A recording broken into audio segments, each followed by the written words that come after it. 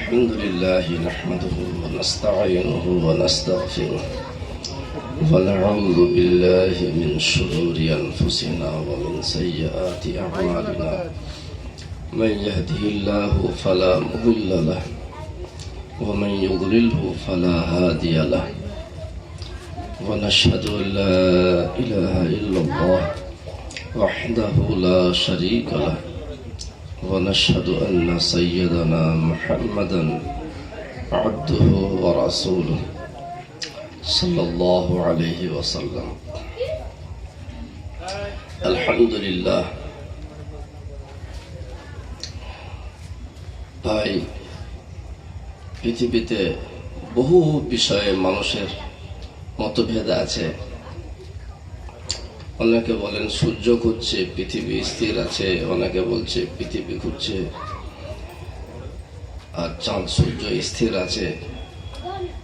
আরো কত কি বিষয়ে মানুষের মতভেদ আছে, কিন্তু আমাদের সকলকেই এই পৃথিবী থেকে চলে যেতে হবে, মৃত্যুর স্বাদ গ্রহণ করতেই হবে। এতে কারোর মতভেদ আছে ভাই?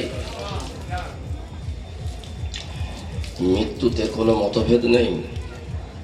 তা সত্ত্বেও আল্লাহ পাক এই বিষয়টি কোরআনে একই ভাষায় 3 বার বলেছেন।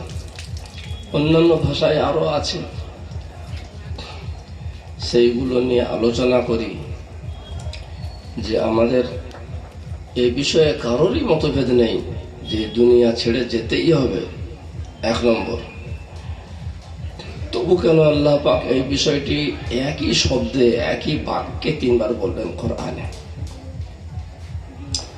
অন্যান্য ভাষায় আরো বলেছেন। আউযু বিল্লাহি মিনাশ শাইতানির রাজীম, বিসমিল্লাহির রহমানির রহিম, কুল্লু নাফসিন যায়িকাতুল মাউত ওয়া ইন্নামা তুওয়াফাউনা উজুরাকুম ইয়াওমাল কিয়ামাহ فمن زحزح عن النار وأدخل الجنة فقد فاز وما الحياة الدنيا إلا متاع الغرور। প্রত্যেক নফসকেই, প্রত্যেক প্রাণকেই মৃত্যুর স্বাদ গ্রহণ করতেই হবে। কুল্লু নাফসিন যায়িকাতুল মাউত ওয়া ইন্নামা তুওয়াফাউনা উজুরাকুম ইয়াওমাল কিয়ামাহ। আর কিয়ামতের দিনে তোমাদের ওই প্রতিদানই পুরো করে দেওয়া হবে, তোমাদের কর্মফল পুরোপুরি দেওয়া হবে। ওয়া ইন্নামা তুওয়াফাউনা উজুরাকুম ইয়াওমাল কিয়ামাহ ফামান যুহজিহা আনিন নার ওয়া উদখিলাল জান্নাতা ফাকাদ ফাজ। সেদিনে ফল এই দাঁড়াবে, যাকে জাহান্নাম থেকে বাঁচিয়ে দেওয়া হবে আর জান্নাতে প্রবেশ করিয়ে দেওয়া হবে, সেই সফল কাম হবে। ওয়ামাল হায়াতুদ দুনিয়া ইল্লা মাতাউল গুরুর। আর দুনিয়ার জীবনটা শুধুমাত্র ধোঁকার বস্তু। এই কথা বলে আল্লাহ পাক আমাদেরকে মৃত্যুর কথা স্মরণ করিয়ে দিয়েছেন। এমনি তো কোরআন শুরু হচ্ছে, আপনারা কোরআন পড়েন বিসমিল্লাহির রহমানির রহিম বলে, তারপরে সূরা ফাতিহা, সূরা বাকারা পরপর আছে, কিন্তু মৃত্যুতে কোনো মতভেদ নেই। তা সত্ত্বেও আল্লাহ পাক মৃত্যুর কথা কুল্লু নাফসিন যায়িকাতুল মাউত এই বাক্যে 3 বার বলেছেন। আর একবার বলেছেন কোরআনে কুল্লু নাফসিন যায়িকাতুল মাউত ওয়া নাবলুকুম বিশ-শাররি ওয়াল খায়রি ফিতনাহ ওয়া ইলাইনা তুরজাউন। ওই কথাটাতে শুরু করছেন যে প্রত্যেক নফসকে মৃত্যুর স্বাদ গ্রহণ করতেই হবে, আর তোমাদেরকে সুখ দুঃখ 2 রকমের অবস্থা দিয়ে পরীক্ষায় ফেলে থাকি আমি, আল্লাহ বলছেন। কিন্তু তোমাদের সকলকেই ফিরে যেতে হবে, ফিরে যেতেই হবে, এটা আল্লাহ পাকের ঘোষণা। আর আমরাও চোখে দেখছি ফিরে যাচ্ছে দুনিয়ায়। কোনো ভিখারি, কোনো বাদশা কেউ থাকছে না, ফিরে যাচ্ছে। আরো এক জায়গায় আল্লাহ পাক বলেছেন কুল্লু নাফসিন যায়িকাতুল মাউত সুম্মা ইলাইনা তুরজাউন।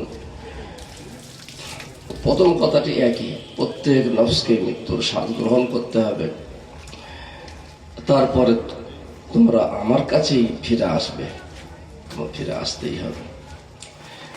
এই আচ্ছা, এবার শুনুন, মানুষকে আল্লাহ পাক বিদ্যা দিয়েছেন, বুদ্ধি দিয়েছেন, আবার অনেককে ক্ষমতা দিয়েছেন, অনেককে আবার বিশাল বিশাল রাজত্ব দিয়েছেন। তো যাদের হাতে, যাদের ক্ষমতায় বিরাট রাজত্ব ছিল, তাদের একজনের ঘটনা আপনাদেরকে শোনাই। কি সম্পর্কে ঘটনা? ঘটনা অনেক আছে। মৃত্যু থেকে বাঁচার চেষ্টা করেছিল সে অনেক।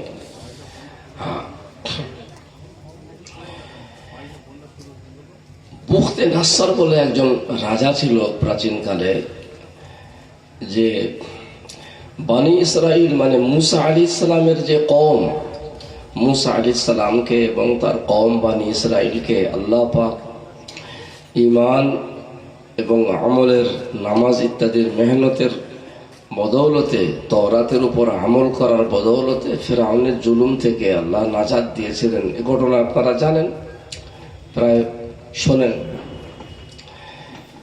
মুসা আলাইহিস সালামের ইন্তেকালের পর, হারুন আলাইহিস সালামের ইন্তেকালের পর আর পরপর নবী তখন আসতেন, চলেও যেতেন। ওদের মধ্যে ঈমান আমলের খুব ভাটা দেখা দেয়, আমলের খারাপই দেখা দেয়।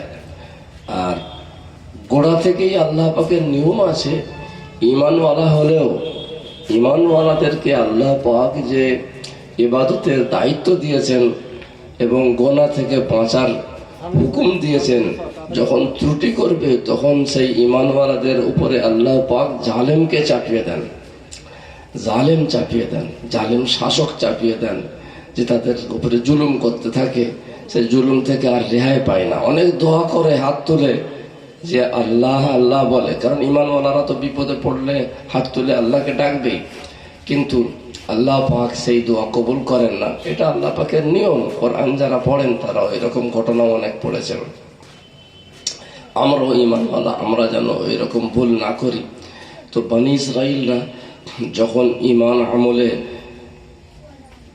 আমলের পরীক্ষায় ফেল হলো এবং তাদের ঈমান আমলের খারাপই শুরু হলো, তখন তাদের উপরে জুলুম করার জন্য আল্লাহ পাক কয়েকজন রাজাকে পাঠিয়েছিলেন।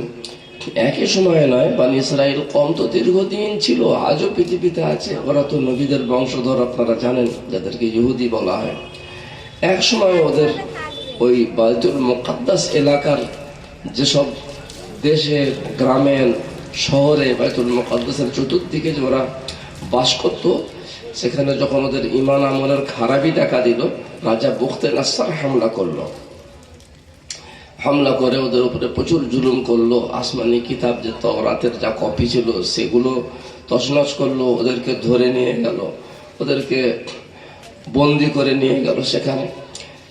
এইভাবে বুখতে নাসর ঠিক কত বছর রাজত্ব করেছিল ওগুলো সব ঐতিহাসিক ব্যাপার, ইসরায়েলি রেওয়ায়াত। মূল খবরটি বলছি, কারণ আমাকে 1 ঘন্টা সময়ের মধ্যে এই মৃত্যু আর মৃত্যু থেকে পালানো যায় কিনা, বুদ্ধিমান কারা, এইটা আমাদেরকে এই মজলিসেই জেনে তবে উঠতে হবে। ইনশাআল্লাহ কথাটা সম্পূর্ণ করব। এই জন্য আশেপাশের কথা বেশি বলবো না, কথাটাকে খালি পৌঁছে দেওয়ার জন্য। ওই রাজা বুখতে নাসরের নামটা শুধু মনে রাখবেন, তাফসীরের কিতাবে আছে, বাংলা যে কোনো তাফসীরের কিতাবে, নির্ভরযোগ্য তাফসীরের কিতাবে। এবার নবীরা যেহেতু নিয়মিত আসতেন এবং চলেও যেতেন, ইন্তেকাল করতেন, এখন সেই রাজা বুখতে নাসর দীর্ঘদিন রাজত্ব করেছে এবং বিশাল আকারে পৃথিবীর একটি বিখ্যাত রাজা, দুর্ধর্ষ রাজা, কিন্তু ঈমানওয়ালা রাজা নয়। অনেক রাজা ঈমানওয়ালা ছিল, বুখতে নাসর ঈমানওয়ালা নয়। দেখো, মৃত্যু থেকে কেউ পালাতে পারবে না, এইটি বোঝানোর জন্য এই ঘটনা বলছি। পরপর নবীরা আসছেন। এবার একজন নবীর মাধ্যমে খবর এসেছে যে বুখতে নাসর রাজা মারা যাবে। এই দেখুন, এবার কিভাবে মারা যাবে সেইটিও এসেছে, যে রাত্রিবেলা এক কোপে কোনো এক ব্যক্তি তলোয়ার মারবে এবং সেই এক তলোয়ারের আঘাতে বুখতে নাসর মারা যাবে। বুঝুন, একজন এত বিশাল ক্ষমতাশালী রাজা, সে এক ঘা তলোয়ারের আঘাতে মারা যাবে, তার থেকে বাঁচার কি সে ব্যবস্থা করবে না? করবে। সে করলো কি, সে বুঝতে পারলো, নিজের বুদ্ধিতে এবার সে চিন্তা ভাবনা করছে। মানুষ যা করে নিজের বুদ্ধিতে। যত মানুষ মরে এদের কি বুদ্ধি থাকে না? যত মানুষ মারা যাচ্ছে বুদ্ধি ছিল না? সবারই বুদ্ধি আছে। রাজা তার ক্ষমতা এরকম বুদ্ধি থাকে। সে কি করবে, যে আমার মৃত্যু আসবে, আবার রাত্রিবেলা কোনো একজন এক কোপে আমাকে মারবে তলোয়ার দিয়ে, ও থেকে কিভাবে বাঁচা যায়? সে করলো কি, যে এরকম ধরনের ঘটনা আমার রাজপ্রাসাদে ঘটতে পারে, অতএব সে একটি আলাদা কেল্লা তৈরি করলো, দুর্গ তৈরি করলো। সে দুর্গেতে দিনের বেলা খাওয়া দাওয়ার কাজ সেরে সেখানে চলে যেত, দিনের আলোতে চলে যেত দুর্গে। আর কড়া পাহারা থাকতো, চেনা শোনা জানা দীর্ঘদিনের বিশ্বস্ত সৈন্যকে পাহারাদার সেখানে রেখেছিল। বিশ্বস্ত হওয়া আলাদা না, বহুদিন কাটছে না, এক একজন এত বিশ্বস্ত হয়ে যায়, রাজাদের খুব কাছাকাছি চলে যায়। ওই রকম বিশ্বস্ত অনেক পুরাতন সেনাদেরকে ওখানে পাহারাদারিতে রেখেছে। আর দুর্গের উপরে একটি ভালো নিরাপদ জায়গায় দরজা বন্ধ করে ও বসে থাকে, সারা রাত বসে থাকুক। ঘুম পেলে ঘুমানোর অবস্থা আছে, রাজাদের আর ঘুমের অভাব। আর নিজেই রোজ পাহারাদেরকে ট্রেনিং দেয়, দেখো রাত্রেবেলা কোনো মানুষকে আমার এই দুর্গে ঢুকতে দেবে না, খুব কড়া খবর বলে দিলাম। তা তোমাদের চাকরি তো যাবে, গর্দানও যাবে। এমনকি আমি বলে দিচ্ছি, যদি কোনো লোক রাত্রেবেলা আসে, আর রাতে তো আলো থাকে না, যদি সে লোকটিকে তোমরা বাধা দাও, হামলা করো, সে যদি বলে আমি নিজেই রাজা বখতে নাসার, তবুও তাকে ছাড়বে না, সঙ্গে সঙ্গে তাকে কতল করে দেবে। এরকম কড়া ট্রেনিং দিয়ে দিয়েছে, জানেন। এবার বলেছে, হ্যাঁ যাবো না, আপনি যা বলবেন সেই রকমই কাজ করবো। আমাদের কাজই তো ওই নাঙ্গা তলোয়ার নিয়ে সারা রাত ওই পাহারাদাররা কড়া পাহারা দেয়। রাজা রোজ বেলাবেলি চলে যায়, আর সব বিশ্বস্ত একেবারে পাহারাদারদের সামনে দিয়ে চলে যায়, গিয়ে উপরে সেখানে দরজা খিল দিয়ে এঁটে, আর সে বসে থাকুক শুয়ে থাকুক, তার ব্যাপার কি করতো আল্লাহ পাক ভালো জানেন। এইভাবে দীর্ঘদিন চলেছে, কতদিন চলেছে আল্লাহ জানে। একদিন হয়েছে কি, রাজার পেটের অসুখ করে গেছে। কি হয়েছে ভাই? পেটের অসুখ। হ্যাঁ, দেখুন এবার মত কিরকম। রাজা প্রচুর কত বড় ক্ষমতা নিয়ে আলাদা স্পেশাল দুর্গ বানালো, কিন্তু খবর এসেছে আসমান থেকে যে ওর মত এইভাবে হবে। পেটের অসুখ হয়েছে। পেটের অসুখ এমন, বলুন রাজাদের ডাক্তারের অভাব গা? কত ডাক্তার, কবিরাজ, আরো কত কি ঝাড়ফুঁক কন্যাওয়ালা, সমস্ত ফেল। আর এমন হচ্ছে যে হাতের পানি শুকোচ্ছে না, এত পেট চলছে। এই রকম করতে করতে এবার বলুন ওই অবস্থাটা তো ওই কেল্লার ভিতরে সামাল দেওয়া যাবে না। ও তো দাসী চাকর চাকরানিদের ব্যাপার হয়ে গেছে। এত পায়খানা হচ্ছে, ধরে ধরে নিয়ে যাচ্ছে বেতনখানায়, আর অস্থির অবস্থা। চিকিৎসা চলছে, ওষুধ খাচ্ছে, কিছু হচ্ছে না। হতে হতে সন্ধ্যা হয়ে গেছে। কি হয়ে গেছে ভাই? সন্ধ্যা হয়ে গেছে। হ্যাঁ, সন্ধ্যা হয়ে গেছে। সন্ধ্যা হতে হতে ভালো রাত হয়ে গেছে। খালি চেষ্টা করছে কোনো রকমে চলে যায়, আবার পায়খানা পায়, এই করে। আর এইভাবে রাতও হয়ে গেছে অনেক, শেষ পর্যন্ত বহু রাত হয়ে গেছে। পেট সামাল দেওয়া গেল যখন, তখন অনেক রাত হয়ে গেছে। কিন্তু কি করবে, ও তো রাজপ্রাসাদে রাত কাটাবে না, ও তো সে নিজের দুর্গতেই রাত কাটাবে, যেখানে পুরাতন বিশ্বস্ত সেনারা পাহারাদারিতে আছে। সেখানে কোন রকমে আস্তে আস্তে যাচ্ছে, অনেকবার পায়খানা ফেলেছে, শরীর খুব দুর্বল। হ্যাঁ, অনেকবার পায়খানা হয়েছে। আস্তে আস্তে যাচ্ছে, তখন অনেক রাত হয়ে গেছে। সেনারাও, ওদেরও তো ঘুম পেয়েছে, ওরাও দেয়ালে হেলান দিয়ে চেয়ারে বসলেও আপনারা দেখেছেন কখনো একদিন আনন্দবাজার পত্রিকায় ওই ডিউটির সময় পুলিশরা কিভাবে ঘুমাচ্ছে সব আনন্দবাজার পত্রিকায় দিয়েছিল জানেন। আমি পেপার দেখি না, যখন দেখি মারাত্মক খবর দেখি। তো এরকম বসে ডিউটি করার চেয়ারে বসে সোজা বসার কথা, ওরা সব হেলান দিয়ে ঘুমোচ্ছে, ঘুমিয়ে পড়েছে, অনেক রাত হয়ে গেছে তো ঘুমিয়ে পড়েছে। আর সেই সময় আস্তে আস্তে শুরু করে যেতে যাচ্ছে, আটকে উঠে পড়েছে, আওয়াজে উঠতে পড়েছে, কারণ কড়া ট্রেনিং আছে ওদের, দামি চাকরি, একদম রাজার দেহরক্ষী বললেই হয়। কে এত রাতে? তো অনেকবার পায়খানা ফিরেছে, আর গলার আওয়াজও তো বদলে গেছে। কোন রকমে, আর বলতেও লজ্জা পাচ্ছে, কোন রকমে বলছে আমি রাজা বখতে নাসর। বলে এই যে গন্ডগোল তো, তাহলে অন্য কোনো লোক রাজাকে মারতে চান, ভুলে গেছে শব্দ।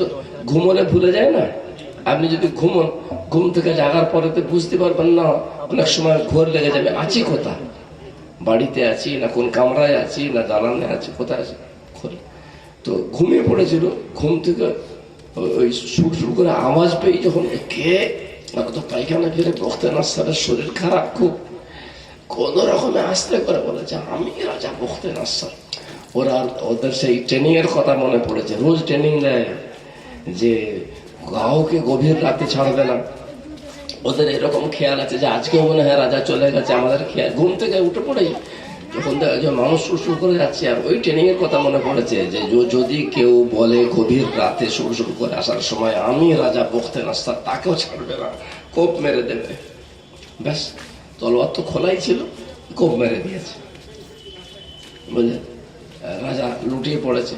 তখন রাত্রিবেলা দেখার সময় নেই, সকাল হয়েছে, এবার রাজা নামছে না, কি ব্যাপার, তার কল্লা টল্লা ওইখানে সব পড়ে আছে।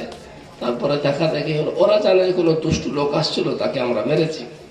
তারপরে বেলা হলে দেখা গেল যে সেই রাজা বখতে নাসরকেই তো কোপ মারা হয়েছে। যা, কি হলো? তারপরে আল্লাহ পাক, হাদিস পাকে আল্লাহ রসুল সাল্লাল্লাহু আলাইহি ওয়াসাল্লাম বলছেন যে আসমান জমিন সৃষ্টির 50,000 বছর আগে আল্লাহ পাক আমাদের ওই হায়াত, কে কতদিন বাঁচবে লিখে রেখে দিয়েছেন, কে কতটুকু খাবে, রুজি রোজগার তার লিখে রেখে দিয়েছেন, এইসবগুলো লিখে রেখে দিয়েছেন, কোথায় মরবে সমস্ত কিছু লিখে রেখে দিয়েছেন। আল্লাহ পাক তার অসীম কুদরতের, অসীম জ্ঞানের আলোকে নিজে তিনি লৌহে মাহফুজে লিখে রেখেছেন, যেখানে যার মৃত্যু আছে সেখানে তাকে যেতেই হবে, যেখানে যার রুজি আছে সেখানে খেতেই হবে। যদি তা থেকে পালাতে যায়, মৃত্যু থেকে পালানোর চেষ্টা করে, তো পালাতে পারবে না। আর দু একটি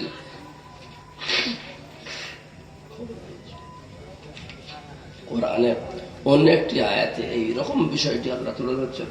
কারণ প্রত্যেক মানুষই কম বেশি মৃত্যু থেকে পালানোর চেষ্টা করে। দেখবেন যারা 4 হুইলারে যায়, বড় বড় সেট পার্টি, আপনারা আমরা তো কখনো 9 মাসে 6 মাসে কেউ নিয়ে গেল 4 হুইলারে করে, অনেকে 4 হুইলারে সবসময় যাতায়াত করে।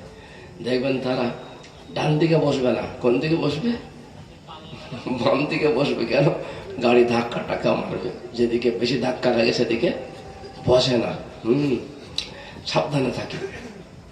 তো আল্লাহ পাক এই বিষয়টি কোরআনে বলে দিয়েছেন, আউযু বিল্লাহি মিনাশ শাইতানির রাজীম, আইনামা তাকুনু ইউদরিকুমুল মাউত ওয়ালাউ কুনতুম ফি বুরুজিম মুশাইয়াদা। তোমরা যেখানেই থাকো না কেন তোমাদেরকে মৃত্যু ধরেই নেবে, যদিও খুব মজবুত কেল্লায় থাকো, খুব মজবুত দুর্গে থাকো। তো বখতে নাসর রাজা মজবুত কেল্লা দুর্গ তৈরি করেও তার যেভাবে মৃত্যু আল্লাহ পাক লিখে রেখেছিলেন সেইভাবেই তার মৃত্যু হলো। তার অত চেষ্টা ইত্যাদি কিছু কাজ দিল না। তো ওই রকম আমরা এখন দুনিয়ায় বসে আছি, আমি কথা বলছি, আপনি শুনছেন। এই বিষয়টি আমাদেরও একসময় ঘটবে। আমার যখন যেখানে যেভাবে আল্লাহ পাক মওত লিখে রেখে দিয়েছেন সেখানে সেইভাবে তখনই মওত হবে, তা থেকে আমার বাঁচার কোনো রাস্তা নেই। তো বুদ্ধিমানকে রাসূলুল্লাহ সাল্লাল্লাহু আলাইহি সাল্লাম বলছেন, ইন্না আকিয়াসাকুম ইনদাল্লাহি আকসারাকুম যিকরান লিল মাউত। তোমাদের মধ্যে সবচেয়ে বড় বুদ্ধিমান সে যে সবচেয়ে বেশি মৃত্যুকে স্মরণ করে। ওয়া আকরামাকুম আহসানুকুম ইস্তি'দাদাল্লাহ। তোমাদের মধ্যে বেশি সম্মানী সে যে মৃত্যুর জন্য সবচেয়ে ভালো প্রস্তুতি নেয়। হ্যাঁ, এই জন্য রাসূলুল্লাহ সাল্লাল্লাহু আলাইহি সাল্লাম নিজেও সবসময় মওতের জন্য তৈরি থাকতেন, ধারে মাল কিনতেন না, আরো অনেক বিষয়ে কারোর সঙ্গে কোনো কিছু ব্যাপার হলে মিটিয়ে নিতেন। সাহাবায়ে হুজুরদেরকেও সে শিক্ষা দিয়েছিলেন। সাহাবায়ে কেরাম রাদিয়াল্লাহু আনহুমরাও অনেকেই কাফন তৈরি করে রাখতেন, সফরে বা বাড়িতেও কাফন তৈরি করে রাখতেন এবং মওতের জন্য প্রস্তুত থাকতেন। কারোর সঙ্গে দেনা পাওনা হলে পরে সেই দেনা পাওনার ওসিয়তনামা লিখিত আকারে লিখে বালিশের নিচে রাখতেন। এ বিষয়ে রাসূলুল্লাহ সাল্লাল্লাহু আলাইহি ওয়াসাল্লামের নির্দেশও আছে। কারোর সঙ্গে কোনো ঝগড়া বিবাদ হয়ে গেলে, মানুষ হিসাবে ঝগড়া বিবাদ হতেই পারে, তার কাছ থেকে মাফ চেয়ে নিতেন। কারণ আমার জানাজাকে সামনে রেখে মাফ চাইবেন অন্য মানুষ, সেইটা ভালো না আমি নিজে মাফ চেয়ে নেব। আল্লাহ রসুল সাল্লাল্লাহু আলাইহি সাল্লাম বলছেন, সেই দিন আসার আগে নিজের দেনা পাওনা ঠিক করে নাও। যেদিনে দিরহাম দিনার থাকবে না, মানে টাকা পয়সা থাকবে না, সেদিনে তো নেকি থেকে সব কাটান দেওয়া হবে। আমি যদি কারোর উপর জুলুম করে থাকি, কাউকে কষ্ট দিয়ে থাকি, তো আমার নেকি থেকে কেটে সেই ব্যক্তিকে দেওয়া হবে। কত মুশকিল বলুন। যদি নেকি না থাকে তখন আবার তার গোনা আমার উপরে চাপিয়ে দেওয়া হবে। এই জন্য মওতকে স্মরণ রেখে নিজের আখিরাতের জন্য তৈরি থাকা দরকার। এবার একজন, এটা ঈমান হারা একজন রাজার ঘটনা শুনলেন। বিশ্ববিখ্যাত বেশ কিছু আলেম, পণ্ডিত আলেম পৃথিবীতে গুজরেছেন এবং তারা দামি দামি কিতাবও লিখেছেন।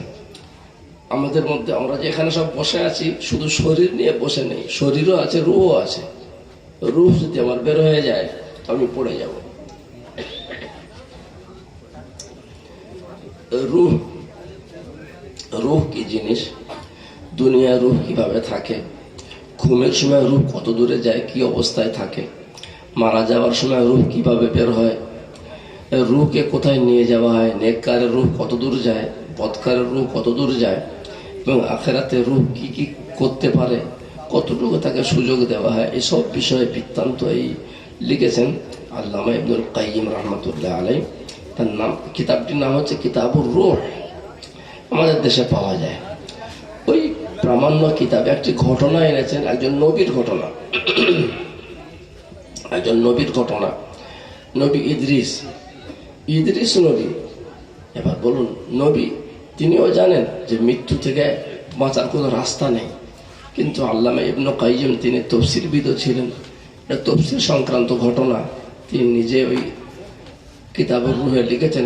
ঘটনাটাও আশ্চর্যজনক যে একজন নবী তিনি দেখলেন যে কোন রকমের আসবাব ইখতিয়ার করে মানুষ কি মৃত্যু থেকে এড়াতে পারে। দেখলেন সেটা তো পারবে না। ওই নবী উনি জানেন যে আল্লাহ পাকের লিখন এড়ানো যায় না, কিন্তু তবুও যাতে বিশ্বের ইতিহাসে থাকে, মানুষ আলোচনা করে যে মৃত্যু এমন জিনিস, ঈমান হারা সেও মৃত্যু থেকে বাঁচতে পারবে না, আর ঈমানওয়ালা সেও মৃত্যু থেকে বাঁচতে পারবে না। এমনকি নবীদের জন্য আল্লাহ পাক যেখানে যে মুহূর্তে মৃত্যু দিকে রেখেছেন সেইখানেই তাকে মারা যেতে হবে। নবী ইদ্রিস ভাবলেন যে মৃত্যু মানে তো এই দুনিয়ার জগৎটা ছেড়ে যাওয়া, ছেড়ে ঊর্ধ্ব জগতে চলে যাওয়া, আসমানে চলে যাওয়া। তাহলে আসমানে যাওয়ার কাজটি যদি করে ফেলা হয়, সেরে ফেলা হয়, তাহলে আর মৃত্যু আসবে না। কথাটা বুঝতে পারছেন? মানুষ, আমরা তো এই দুনিয়ায় আছি, এই দুনিয়া পার্থিব জগতে আছি।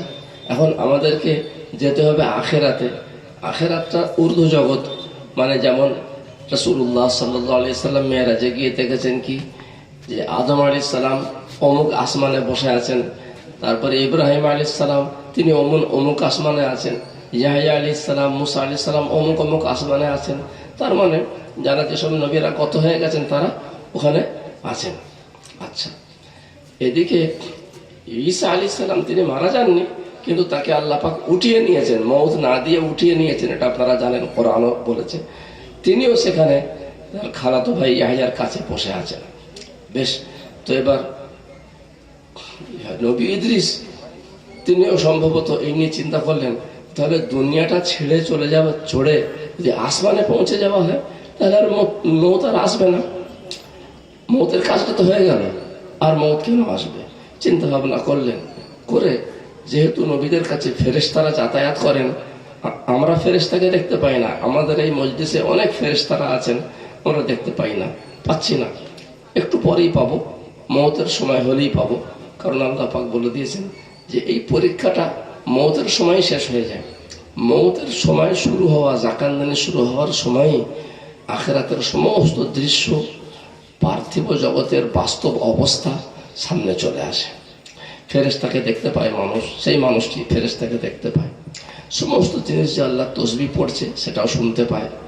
তখন পরিষ্কার দেখে যে এই দুনিয়াটা পুরো জড় জগৎ ছিল। আল্লাহ পাক যে বলেছেন ওমাল হায়াতুদ দুনিয়া ইল্লা মাতাউল গুরুর, ধোকার বস্তু গোটা পৃথিবী, এর আসল অবস্থাটা আলাদা, সেটা দেখতে পায়। এটা কোরআনেও আল্লাহ পাক বলে দিয়েছেন আউযু বিল্লাহি মিনাশ শাইতানির রাজীম ওয়াজাআত সাকরাতুল মাউতি বিল হক যালিকা মা কুনতা মিনহু তাহিদ। মৃত্যু যন্ত্রণা বাস্তব জগৎকে খুলে দেয় এবং তাকে বলা হয় এটা সেই মৃত্যু যে মৃত্যু থেকে তুমি সর্বদা সাবধানে থাকতে। আমরা সবসময় মৃত্যু থেকে সাবধানে থাকি কিনা? শরীর খারাপ না হয়, অ্যাক্সিডেন্ট না হয়, করোনা না হয়, ক্যান্সার না হয়, স্ট্রোক না হয়, এগুলো সব মৌত থেকে পালানোর রাস্তা। এবার কিন্তু মৌতের সময় থেকে সব বাস্তব অবস্থা খুলে যায়। যাক, নবী ইদ্রিস এখন ওনার কাছে ফেরেশতারা যাতায়াত করতেন। উনি ফেরেশতার সঙ্গে যোগাযোগ করে তাকে বলেছেন যে আমাকে নিয়ে আসমানে যতটা যেতে পারো সেখানে নিয়ে চলো, আমি তো নবী, নবীদের জন্য তো অনেক ছাড় আছে, আমাকে নিয়ে যাবে। আর গিয়ে যে কোনো প্রকারে ইসরাইল, যিনি মালাকুল মউত, মৃত্যুর ফেরেশতা, জান কবজের ফেরেশতা, তার সঙ্গে দেখা করে একটু আলোচনা করে আমাকে জানিয়ে দেবে যে আমার মওতের আর কতদিন বাকি আছে। তাহলে সেই সময়টুকু ওইখানে অবস্থান করলেই আর মওত আসবে না। এবার সেই ফেরেশতা, একজন ফেরেশতা, ওনাকে নিয়ে, ফেরেশতাদের জন্য একজন মানুষকে নিয়ে যাওয়া কোনো ব্যাপার না, ফেরেশতাদের বিপুল দেহ, অনেক শক্তি। তো একজন ফেরেশতা এরকম ওনাকে নিয়ে এখন আসমানে পৌঁছেছে। এখন উনি ইবনুল কাইয়িম রাহমাতুল্লাহ আলাইহি ওনার কিতাবুর রূহ কিতাবের মধ্যে লিখছেন যে 4 নম্বর আসমানে পৌঁছে গেছেন। 4 নম্বর আসমানে যখন পৌঁছে গেছেন ফেরেশতা ইদ্রিস নবীকে নিয়ে, সেখানে দেখছেন যে যার সঙ্গে দেখা করা দরকার সেই ফেরেশতা হন্তদন্ত হয়ে ব্যস্ত হয়ে নেমে আসছেন। কার সঙ্গে কথা বলার দরকার ছিল? আজরাইলের সাথে। আমরা বাংলায় বলি আজরাইল, আরবিতে ওটা আসলে ইসরাইল বা মালাকুল মউত, মউতের ফেরেশতা। তো এবার দুজনেই বুঝলেন, যাক সুবিধা হলো, যার সঙ্গে দেখা করার দরকার তার সঙ্গে দেখা হয়েই গেল। এবার জানা যাবে আমার মওতের কত টাইম বাকি, কতদিন বাকি। সেদিন পর্যন্ত এখানে অপেক্ষা করলে আর মওত আসবে না। হন্তদন্ত হয়ে ব্যস্ত হয়ে নামছেন আজরাইল। জানেন, সেই ফেরেশতা সেখানে বলছেন এই আসসালামু আলাইকুম, একটুখানি তেমন জরুরি কথা আছে। কি কথা? তাড়াতাড়ি বলে এই নবী ইদ্রিসের মওতের আর কতদিন বাকি একটু বলুন না, এটা আপনি তো ওইসব দপ্তরে আছেন। বলে নবী ইদ্রিসের কথা জিজ্ঞেস করছেন কেন? উনি এখন কোথায়? বলে ওই আমার ডানার ভিতরেই আছেন। ওহো, আমি তাই তো চিন্তায় আছি, আমাকে এইমাত্র আল্লাহ পাক অর্ডার দিয়ে ছাড়লেন নবী ইদ্রিসের জান কবজ করো 4 নম্বর আসমানে গিয়ে। এবার আমি তো টেনশনে আছি, নবী ইদ্রিস দুনিয়ায় তো নবুয়তের দায়িত্ব পালন করছেন, তবলিগ করছেন, থেকে 4 নম্বর আসমানে পাবো কি করে? আমি তো চিন্তায় আছি, কিন্তু আল্লাহ পাকের হুকুম তো লঙ্ঘন করার কোনো উপায় নেই। আমি তো আশ্চর্য হয়ে আছি, নবী ইদ্রিসের জান কবজ করবো দুনিয়ায় গিয়ে, যেখানে ওনার ঠিকানা, কিন্তু 4 নম্বর আসমানে নবী ইদ্রিসের জান কবজ করবো, আল্লাহ পাকের অর্ডার নিয়ে আমি আসছি। তো টেনশনে ছিলাম খুব। যাক, সামনেই, এই জন্য নবী ইদ্রিস আসুন আপনার জান কবজ, ওইখানেই জান কবজ করে নেবেন। তো তাহলে বুঝুন, মানে ওনার জান কবজের জায়গাও ঠিক ছিল, সেইখানে জান কবজ হয়ে গেল। এই তো আগামীর খবর, মৃত্যুর খবর, গায়েবের খবর আল্লাহ ছাড়া কেউ জানে না। যখন যে ফেরেশতা ডিউটি থাকে সে ফেরেশতাকে তখন জানিয়ে দেওয়া হয় যে এখন অমুক অমুক জায়গায় অমুক অমুক এর জান কবজ করতে হবে, তখন উনি চলে যান। পুরো দপ্তর চলছে আল্লাহ পাকের। আমরা মনে করছি মানুষ চালাচ্ছে পৃথিবী, না। আপনারা আয়াতুল কুরসি পড়েন নামাজের পরে, ওর প্রথমেই আছে দেখুন যে আল্লাহ ছাড়া কোনো, আল্লাহ এমন যে তিনি ছাড়া কোনো মাহবুদ নেই, আর কেবলমাত্র তিনি সদা চিরঞ্জীব, অমর, আর কেবলমাত্র তিনি সমস্ত কিছু ব্যবস্থাকারী। আউযু বিল্লাহি মিনাশ শাইতানির রাজীম। আল্লাহু লা ইলাহা ইল্লা হুয়াল হাইয়ুল কাইয়্যুম। আল্লাহ এমন যে তিনি ছাড়া কোনো মাবুদ নেই, আর কেবলমাত্র তিনি চিরঞ্জীব, যার মৃত্যু নেই, আর কেবলমাত্র তিনি সমস্ত কিছু ব্যবস্থাকারী। তো দেখুন, নবী ইদ্রিসকেও মৃত্যুর হাত থেকে রেহাই দেওয়া হলো না। এইভাবে সমস্ত জিন ইনসানকে, মানুষকেও মারা যেতে হবে, মানুষ জিনকে মারা যেতে হবে। পৃথিবীর মধ্যে যত প্রাণী আমরা দেখছি বা দেখছি না, এসব প্রাণীদেরও জান কবজ হবে। এমনকি কিয়ামতের আগে যে প্রথমবারের সিংহায় ফুঁক দেওয়া হবে, সেই সিংহায় ফুঁক দেওয়ার সময় এই দুনিয়াতে যত মানুষ, জিন আর প্রাণী থাকবে, সকলকেই মারা যেতেই হবে, কোনো উপায় নেই। তার 40 বছর পর আবার আল্লাহ পাক ইসরাফিল আলাইহিস সালামকে পুনর্বার জীবিত করে সিংহায় ফুঁক দেওয়ার হুকুম দেবেন, তখন আবার সবাই জীবিত হবে। এই 40 বছরের মধ্যে মানুষ, জিন এবং পৃথিবীবাসীর মারা যাওয়ার পর আল্লাহ পাক এক এক করে সমস্ত ফেরেশতাদেরকেও মওত দেবেন, এমনকি আজরাইলকেও আল্লাহ পাক মওত দেবেন। যে আজরাইল আমাদের আপনাদের সব জান কবজ করছেন, সে আজরাইলেরও মওত কে দেবেন ভাই? আল্লাহ পাক আজরাইলেরও জান কবজ করবেন। হ্যাঁ, তো এতক্ষণ যে কথাটি বললাম যে মৃত্যু এমন একটি অবধারিত মহাসত্য জিনিস, যাতে পৃথিবীবাসীর কারোর কোনো সন্দেহ নেই, কারোর মতভেদ নেই। আচ্ছা, আরেকটা কি, এছাড়া আরো কয়েকটি বিষয় আছে যে কারোর মতভেদ নেই। 2 নম্বর বিষয়, যে মৃত্যু কার কখন আসবে এটাও জানা নেই। কার কখন আসবে জানা আছে? জানা নেই। অনেক বাচ্চা ভূমিষ্ঠ হয়েই মারা যাচ্ছে, তার বাপ বেঁচে আছে, দাদা বেঁচে আছে, নানা বেঁচে আছে, আছে কিনা? এরকম অনেকে মানে আরেকটু বড় হয়ে মারা যাচ্ছে, কেউ যুবক হয়ে মারা যাচ্ছে, কেউ বাড়ি তৈরি করছে, এই বুনিয়াদটা খালি দিয়েছে আর মারা গেল। আমাদের একজন সাথী মাওলানা আব্দুল হালিম বিয়ে করার 3 দিন পর মারা গেলেন। 3 দিন, কদিন পরে? 3 দিন। বিয়ে করার 3 দিন পর মারা গেলেন, বুঝুন। তো এই মৌত কার কখন আসবে এটাও কিন্তু কারোর কেউ জানে না, এবং এই বিষয়ে পৃথিবীবাসী সবাই একমত না কারোর মতভেদ আছে? একমত, সব একমত যে কার কখন মৃত্যু আসবে এটা জানা নেই। কখন আসবে মৃত্যুর কোনো বয়স নেই। চুল পাকা নিয়ে অনেকে মতভেদ করে, এই তোমার এত চুল ভেঙে গেল এক্ষুনি কেন? বললো ভাই এখন সব তেলে ভেজাল, কি বলবো, আমার বয়স বেশি হয়নি, চুলটা পেকে, এরকম বলে অনেকে। তার উপর আবার অনেকে কালো কলপ ফলপ মেরে আরো চাঙ্গা টাঙ্গা হয়ে ঘুরে বেড়াচ্ছেন।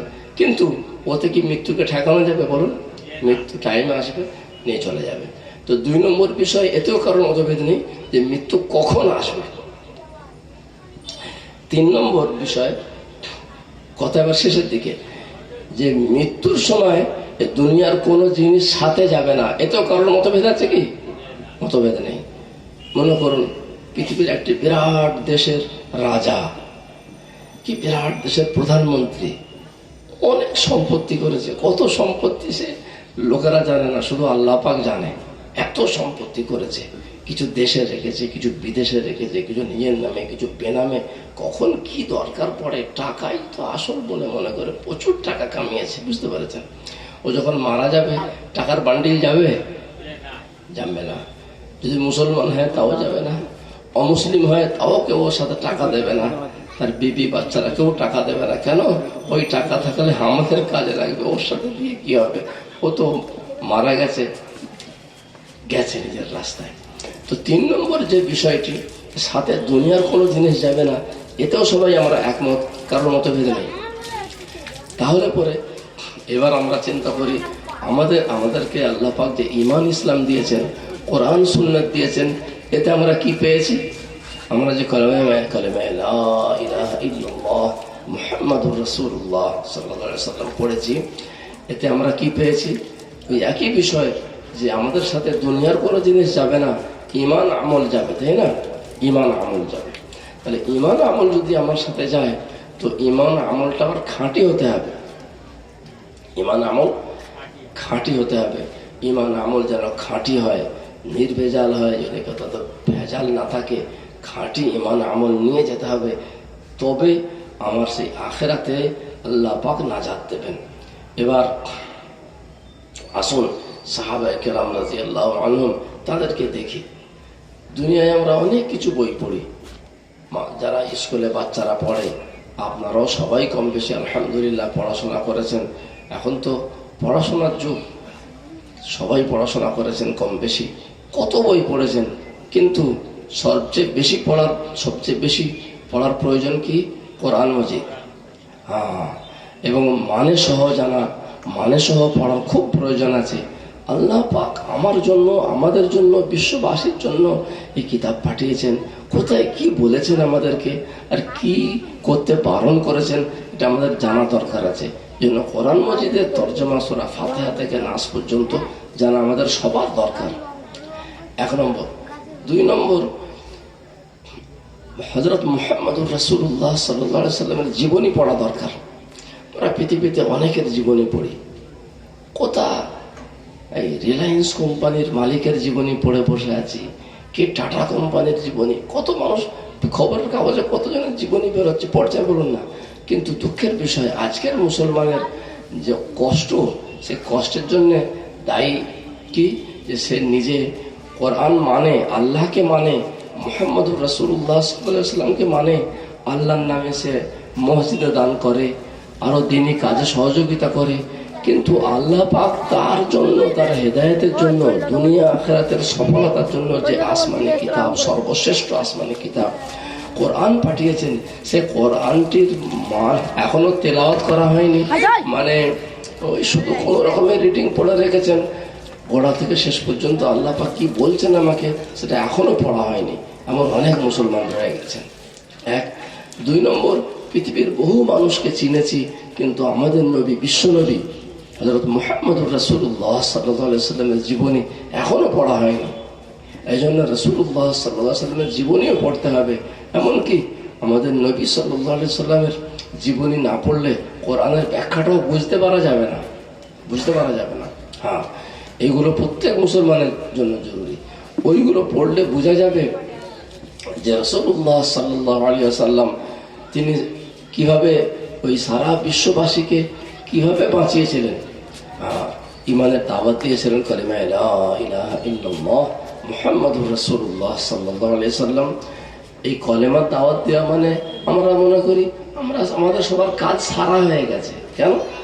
আমরা সবাই কালিমা লা ইলাহা ইল্লাল্লাহ মুহাম্মাদুর রাসূলুল্লাহ সাল্লাল্লাহু আলাইহি সাল্লাম পড়ে বসে আছি। ছোটবেলায় আমাদের বেটা ছেলেদের খাতনা হয়ে গেছে, আর এই নামাজ কালাম পড়ি ইত্যাদি।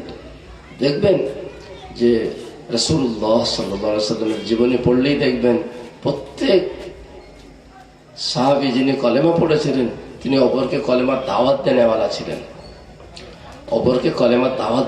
ছিলেন।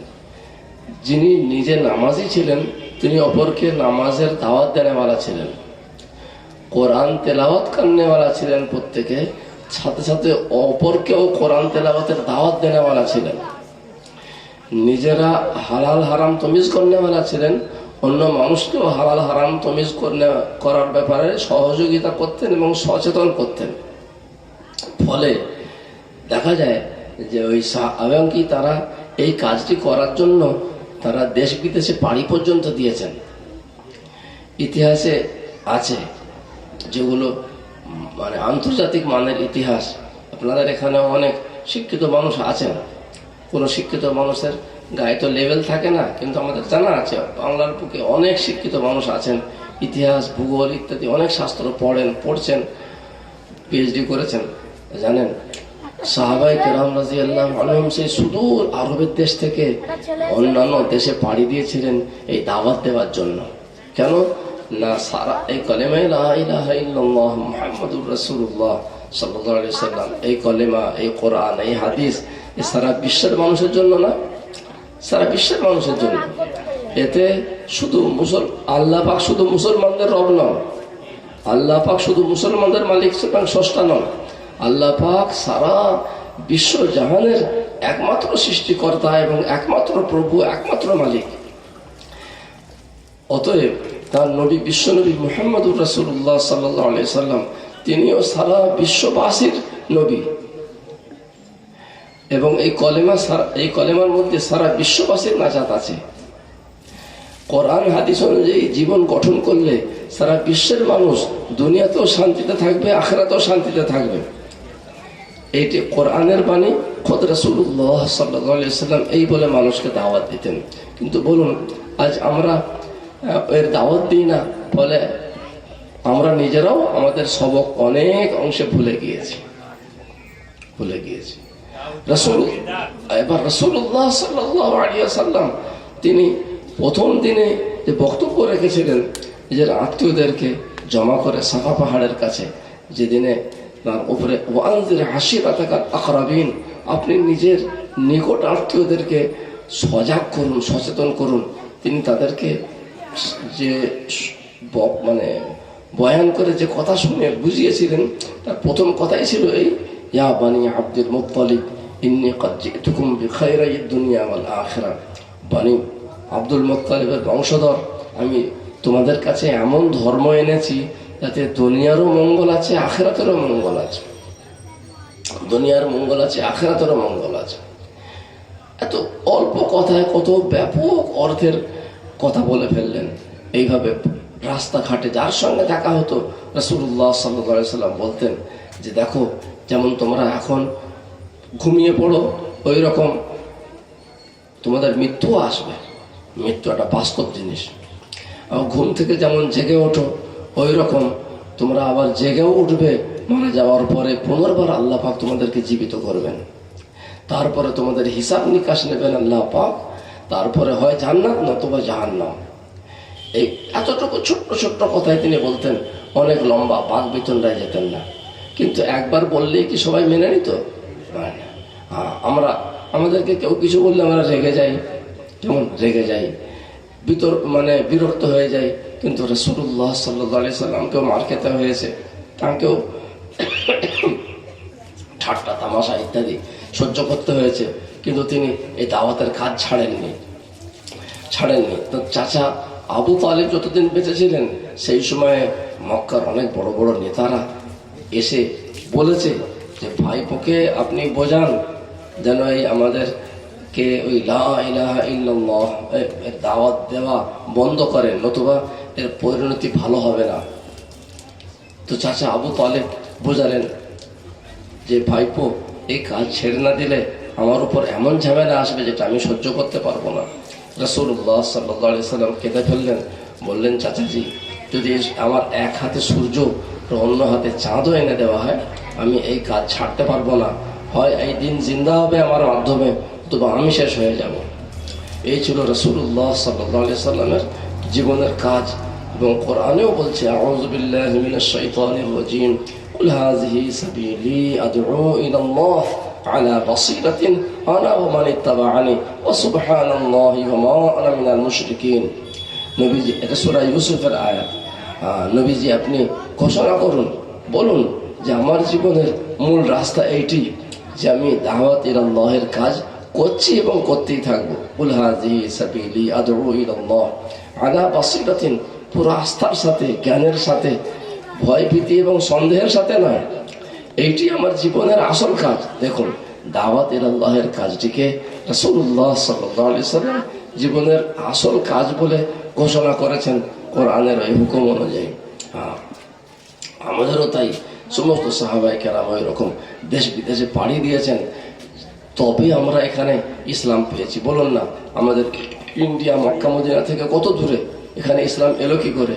ইতিহাস পড়ে দেখুন, কত সাহাবাদের জামাত এখানে এসেছে, ইন্ডিয়ায় এসেছে, তারপরে সেখানে এক জায়গায় এসে সেখানে ইসলামের প্রচার করে, ইমানের প্রচার করে, সেখান থেকে তারা হয় চলে গিয়েছেন অথবা ইন্তেকাল করেছেন।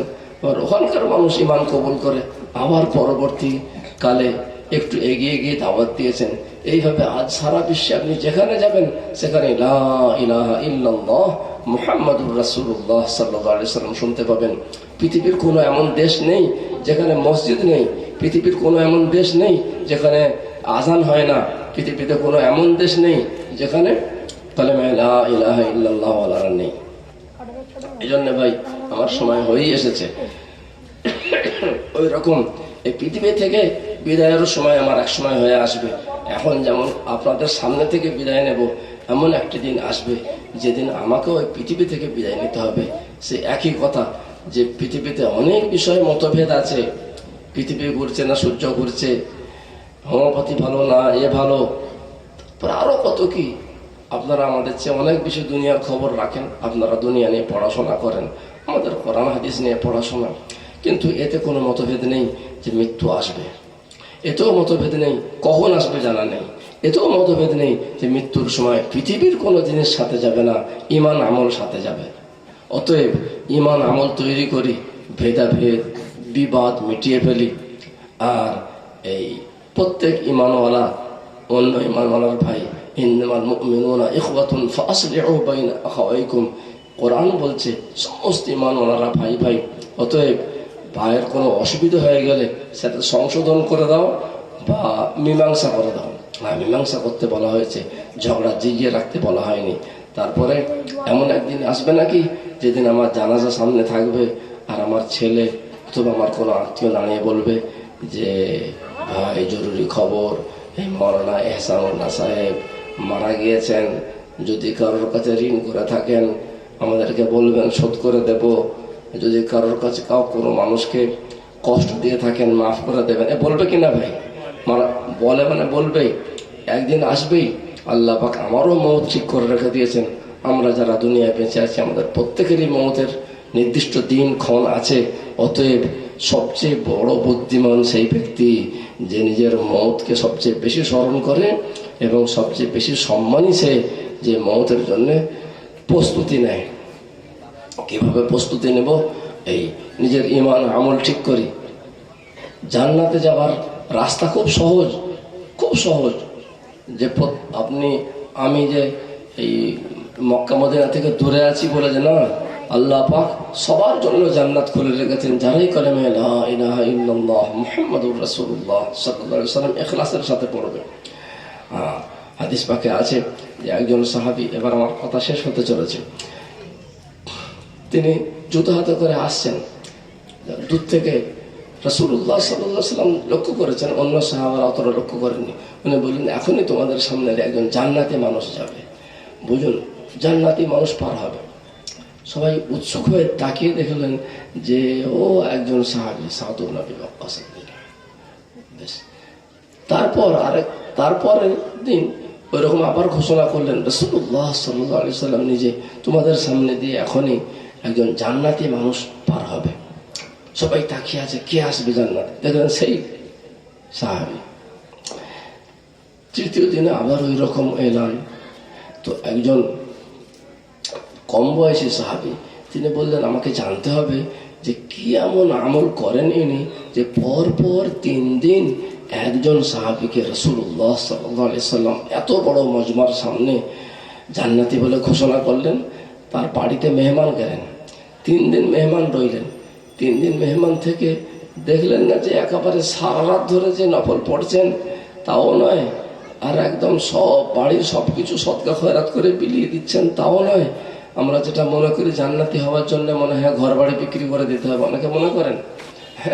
আমাদেরকে অনেক সময় জিজ্ঞাসা করেন, আমি ইন্দোনেশিয়ায় গিয়েছিলাম জামাত নিয়ে, তো সেখানে এমন একটা এলাকায় সেখানকার মানুষ বের হন না, আমাদেরকে ঘিরে ধরেছিলেন যে আপনাদের এইসব যে বের হয়েছেন আপনাদের খরচ খরচা কোথা থেকে আসে, হ্যাঁ, তারপরে আপনাদের ফ্যামিলির খরচ ইত্যাদি কিভাবে চললে ইত্যাদি জিজ্ঞাসা করেছে। তারপরে বিবি বাচ্চারও হক আছে। আমরা বুঝিয়ে বললাম যে দুনিয়ার চাকরির জন্য, পয়সা উপার্জনের জন্য মানুষ 4 বছর 5 বছরের জন্য বিদেশে পাড়ি দেয় বিবি বাচ্চাকে রেখে দিয়ে, খরচ খরচা পাঠায়। আমরা তো তা করছে না, মাত্র 4 মাসের জন্য এসেছি এবং খরচপত্র দিয়ে এসেছি। এবং শুধু বিবি বাচ্চার হক আছে তা নয়, আল্লাহ পাকেরও হক আছে, আল্লাহ রসুলেরও হক আছে সাল্লাল্লাহু আলাইহি ওয়াসাল্লাম। সাহাবায়ে কেরামও বেরিয়েছেন, সাহাবায়ে কেরাম বের হয়েছেন এবং সাহাবায়ে কেরাম অনেক লম্বা লম্বা সময়ের জন্য বের হয়েছেন। ইতিহাস পড়ুন, ইতিহাসে সব আছে, আমাদের ইসলামী ইতিহাস বিশ্ব রেকর্ড।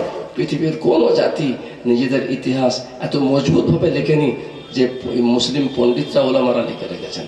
হ্যাঁ, এটা ইংরেজরাও করে। একজন জার্মান পণ্ডিত ছিলেন, আমাদের মাদ্রাসা আলিয়ার নাম শুনেছেন, কলকাতা মাদ্রাসা আলিয়া আছে, মাদ্রাসা আলিয়ার প্রিন্সিপাল ছিলেন মিস্টার স্প্রিঙ্গার, জার্মানে বাড়ি, খ্রিস্টান।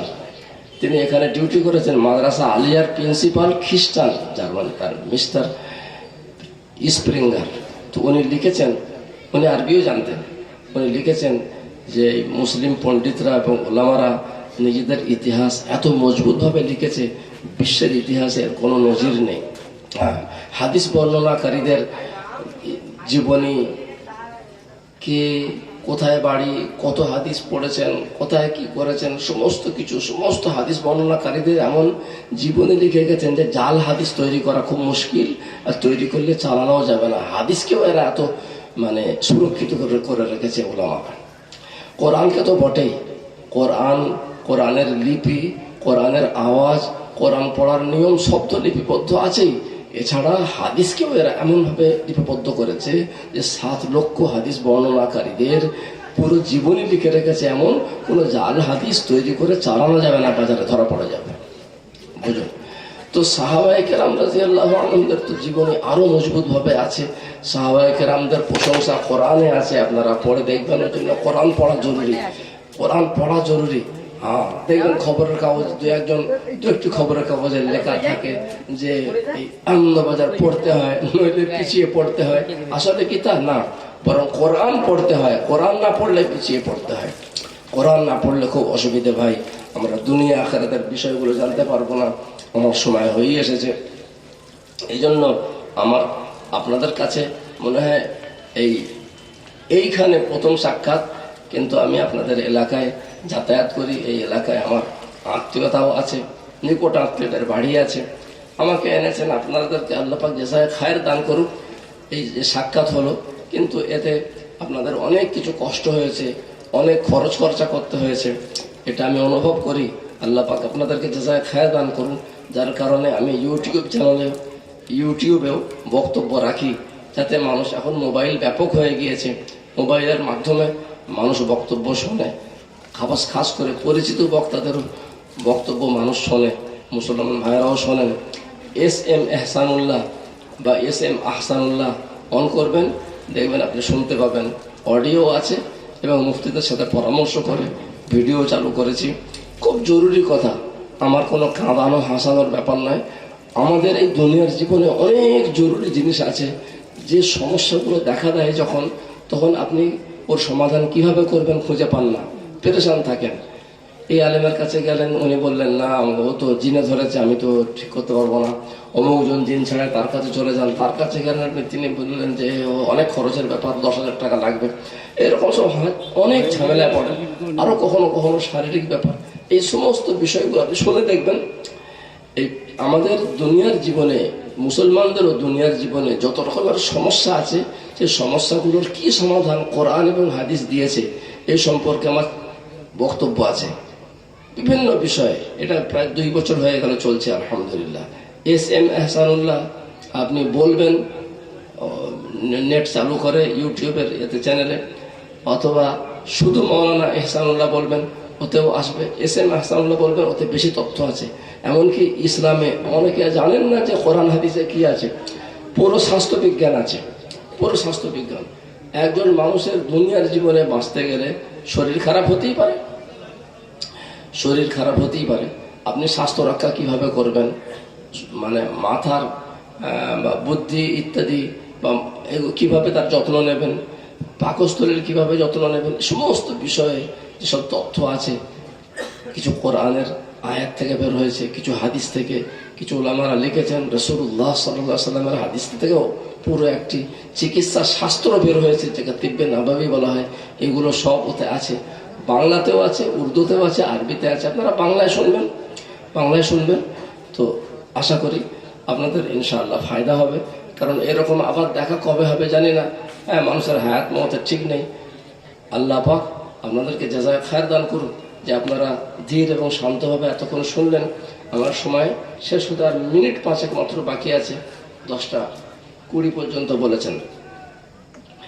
আমি নিজে কিভাবে মওতের জন্য তৈরি হই বা হতে চাই সেটা আপনাদেরকে বলছি। আমি নিজের কাফন কিনে রেখেছিলাম, দেখলাম একটু তার রংটা বদলে গেছে, বহুদিন হয়ে গেছে। তো আবার এই গত কয়েক মাসে আমাদের বাজারে যিনি ভালো কাফন কাটেন, তাকে বললাম, ভাই আমার মাপটা আপনি নেন, আমার একটা টাটকা কাফন কেটে দেন, আমার নিজের জন্যই আমি করছি।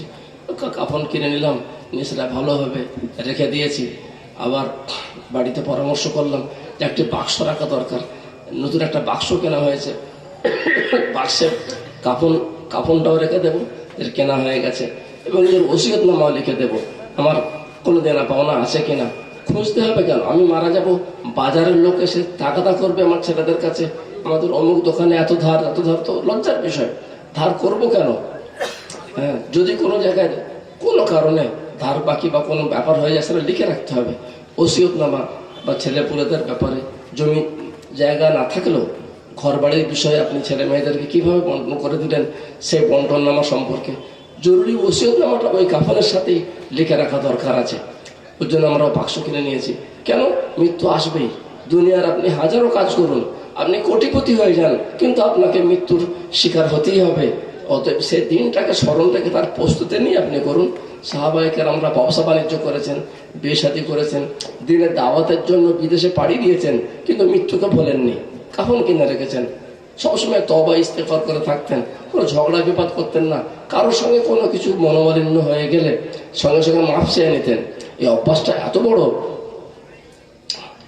যে ওই সাহাবী যাকে 3 দিন পর পর জান্নাতি বলে রাসূলুল্লাহ সাল্লাল্লাহু আলাইহি ওয়াসাল্লাম ঘোষণা করলেন, তার কাছে আব্দুল্লাহ বিন আমর ইবনে আস রাদিয়াল্লাহু আনহু 3 দিন মেহমান থেকে জিজ্ঞাসা করলেন, হুজুর আপনাকে যে পরপর 3 দিন জান্নাতি বলে ঘোষণা করা হলো, রাসূলুল্লাহ সাল্লাল্লাহু আলাইহি ওয়াসাল্লাম করলেন, তো আমি সেই আমল দেখার জন্য আপনার বাড়িতে মেহমান হয়েছি, খাস কোনো আমল তো দেখলাম না, কি ব্যাপার, আপনি কি বিশেষ আমল করেন বলুন না। উনি বললেন, আমার কোনো খাস আমল তেমন নেই, আমি রোজ রাতে শোয়ার সময় এই বলি, মানে এই নিয়ত করি যে আমি সমস্ত ঈমানওয়ালাদেরকে মাফ করে দিলাম। যত ঈমানওয়ালা আমাকে গাল দিয়েছে, কেউ নিন্দা করেছে, কেউ ঘৃণা করেছে, বা কেউ কিছু আমার ক্ষতি করার চেষ্টা করেছে, তাদের সবাইকে আমি মাফ করে দিলাম। এইটা আমি রোজ রাতে শোয়ার আগে করি। এইটা আমার হয়তো এই আমলটাই আল্লাহ পাকের কাছে পছন্দ হয়েছে, খাস করে কবুল হয়েছে, যার কারণে রাসূলুল্লাহ সাল্লাল্লাহু আলাইহি ওয়াসাল্লাম হয়তো বলেছেন।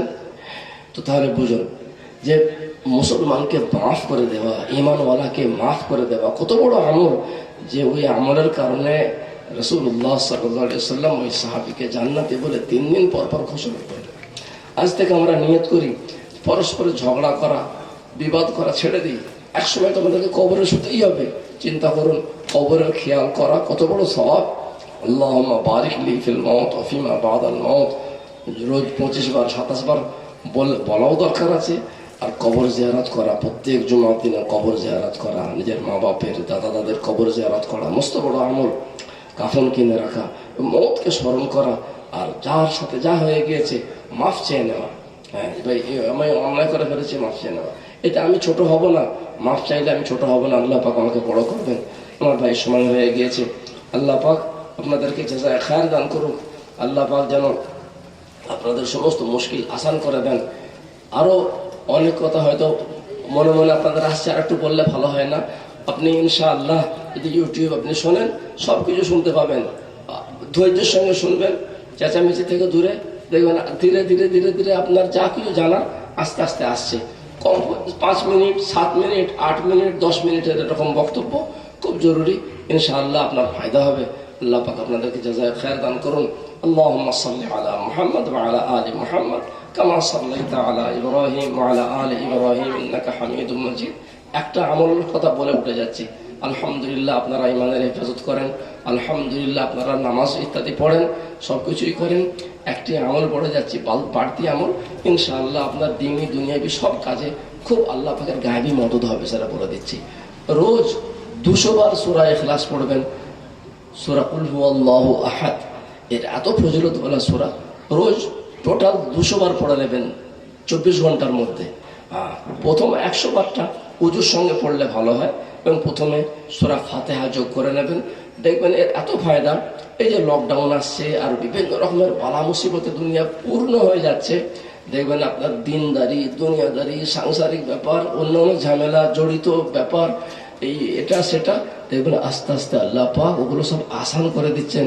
আল্লাহ পাকের আপনি নৈকট্য লাভ করবেন, এতে গুনাহ মাফ হবে, অনেক পেরেশানি ইনশাআল্লাহ দূর হবে। আমল করে দেখুন, টোটাল 24 ঘন্টায় 200 বার। ছোট বড় নারী পুরুষ সবাই আজ থেকে আমলটা শুরু করি, দেখবেন খুব ফায়দা পাবেন। আর দেখবেন বন্ধ করে দিলে আবার পেরেশানি আসবে। অনেক বড় বড় ব্যবসায়ী, তাদের ব্যবসায় মন্দা দেখা দেওয়া এই লকডাউনে আমার কাছে এসেছেন এবং দুঃখ করে বললেন যে আমার কাছে হার্ড ক্যাশ এত থাকতো, এখন আমার কাছে সব শূন্য। আমি বলি আপনি ওই আমার একই পুরি 200 বার সূরা ইখলাস পড়ুন। উনি বললেন দুঃখের বিষয়, এই আমলটি আপনার কাছ থেকে শুনে আমি আমল করতাম, তখন আমার কাছে এত হার্ড ক্যাশ থাকতো। ছেড়ে দিয়েছে মানে হ্যাঁ ছেড়ে দিয়েছে। দেখেন কারবার ভালো চললেই মানুষ ছেড়ে দেয়, না না এটা ছাড়বেন না। আখিরাতের আমল মনে করে আপনি সারা জীবন পড়ুন, রোজ পড়ুন। এর সুবিধে কি কোনো টাইম নেই, একসাথে পড়তে হবে না।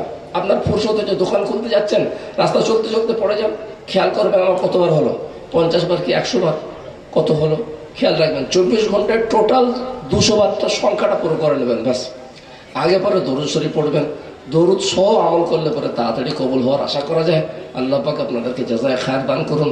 আপনারা আমার কথা এতক্ষণ শুনলেন, আমার সে যোগ্যতা নেই যে আমার কথা আপনারা শুনবেন। اللهم صل على محمد درود شريف পড়েনি। اللهم صل على محمد وعلى آل محمد كما صليت على إبراهيم وعلى آل إبراهيم إنك حميد مجيد. اللهم بارك على محمد وعلى آل محمد كما باركت على إبراهيم وعلى آل إبراهيم إنك حميد مجيد. السلام عليكم.